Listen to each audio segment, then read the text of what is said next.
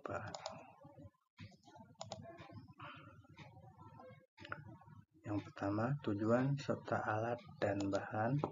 Kemudian yang kedua, langkah-langkah. Yang ketiga, hasil. Dan yang terakhir adalah simpulan. Tujuan serta. Assalamualaikum warahmatullahi wabarakatuh. Berjumpa lagi. Kali ini kita berbicara tentang materi Bahasa Indonesia kelas 9, yaitu tentang teks laporan percobaan.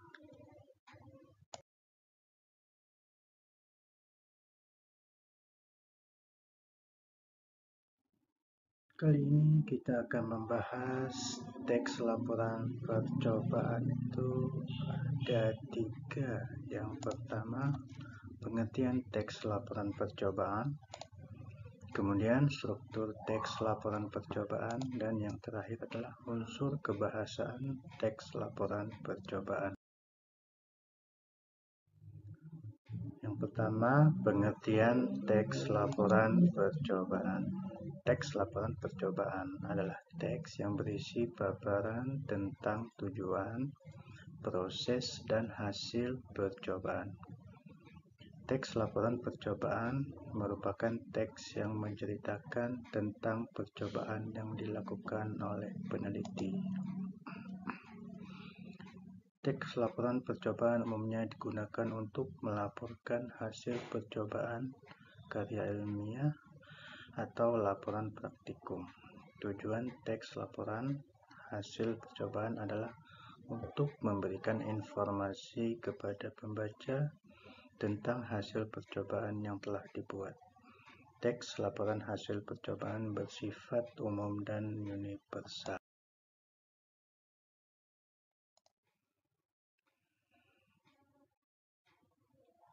Laporan yang baik memiliki beberapa syarat, yakni 1. Laporan harus ditulis dengan bahasa yang baik dan jelas. Dalam laporan percobaan ini, kita harus menggunakan bahasa yang benar-benar baik dan jelas agar mudah dipahami pembacanya. Kemudian 2, isinya harus diurutkan sehingga masuk akal. Dan yang terakhir, fakta-fakta yang disajikan harus menimbulkan kepercayaan penerima laporan. Kemudian yang keduanya kita masuk ke struktur teks laporan percobaan. Yang pertama, tujuan serta alat dan bahan. Kemudian yang kedua, langkah-langkah. Yang ketiga, hasil. Dan yang terakhir adalah simpulan. Tujuan serta alat dan bahan ini adalah latar belakang dari percobaan yang akan dilakukan. Kemudian langkah-langkahnya, cara atau metode yang digunakan untuk melakukan percobaan dari awal hingga akhir. Dan hasilnya sesuatu yang didapat dari percobaan dalam bentuk tabel, grafik, bahkan atau gambar, agar pembaca lebih mudah melihat hasilnya. Dan simpulan merupakan pendapat akhir dari percobaan. Kemudian ke pembahasan yang terakhir, yaitu unsur kebahasaan teks laporan percobaan. Unsur kebahasaan yang utama dimiliki jenis teks ini adalah penggunaan bahasa baku. Bahasa baku adalah bahasa dengan kaidah tata bentukan kata, tata makna, tata kalimat, dan tata cara penulisan yang sesuai dengan standar yang ditetapkan. Bahasa baku digunakan untuk menulis laporan karena laporan menjadi salah satu teks non-fiksi.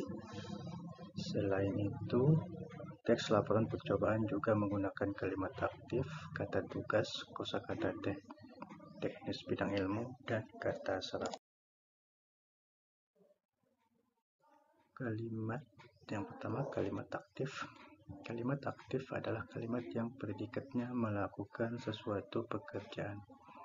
Ciri penting yang menandai kalimat aktif adalah predikatnya, berupa kata kerja yang berawalan non dan ber. Namun, ada juga kalimat aktif yang predikatnya tidak disertai kedua imbuhan tersebut, misalnya kata makan dan minum.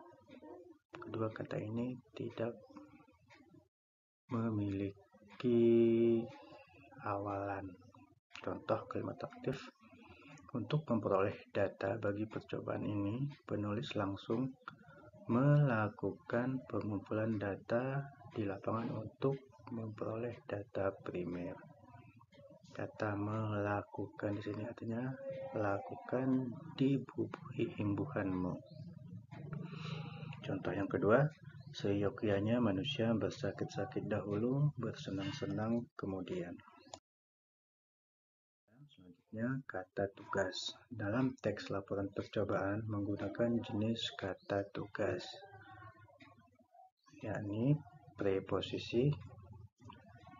Kata depan adalah kata tugas yang bertugas sebagai unsur frasa preposisional atau kelompok kata depan. Kata depan terletak di bagian awal frasa dan unsur yang mengikutinya dapat berupa kata benda, kata sifat, atau kata kerja.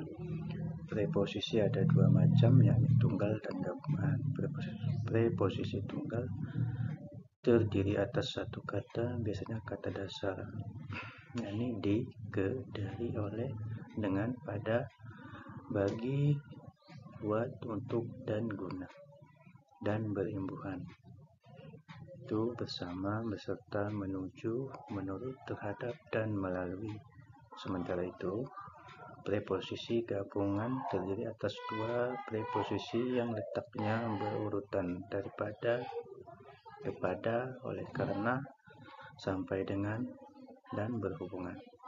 Preposisi daripada hanya digunakan untuk menyatakan perbandingan preposisi gabungan terdiri atas dua unsur yang berpasangan tetapi terpisah oleh kata lain.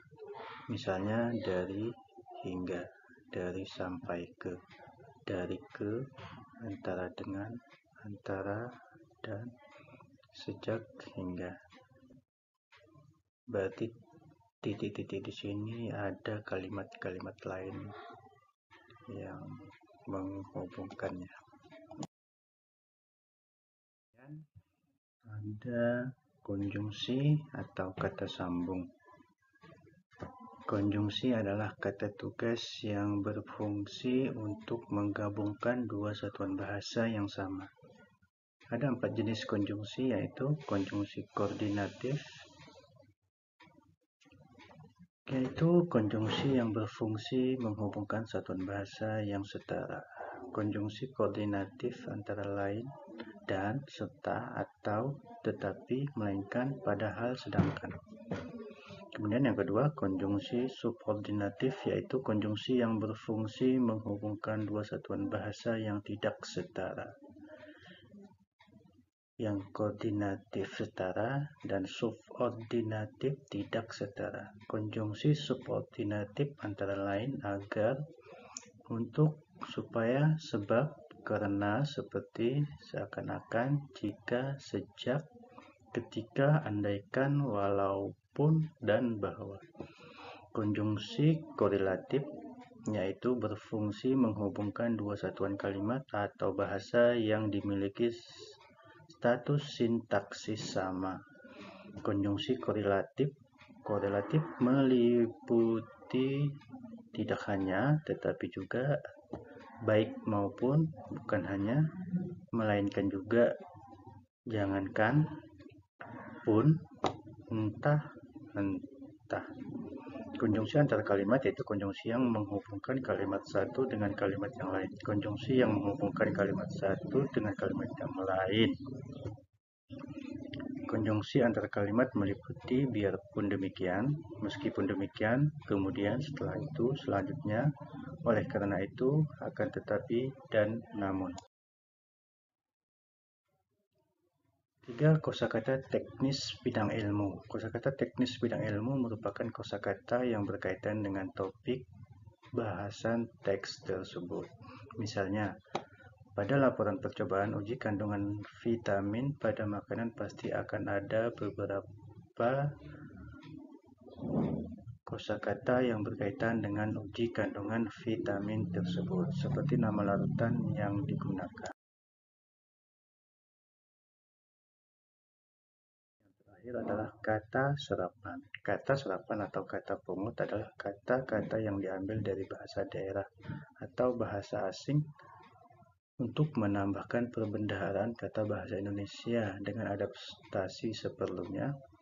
Adapun kata-kata yang sudah lazim dieja secara bahasa Indonesia langsung diadopsi tanpa perlu lagi diubah ejaannya. Misalnya alat elektronik.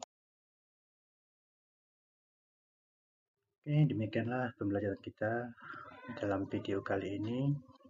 Semoga bermanfaat. Sekian dan terima kasih. Sampai jumpa di video selanjutnya. Akhirul kalam. Billahi taufiq wal hidayah. Assalamualaikum warahmatullahi wabarakatuh.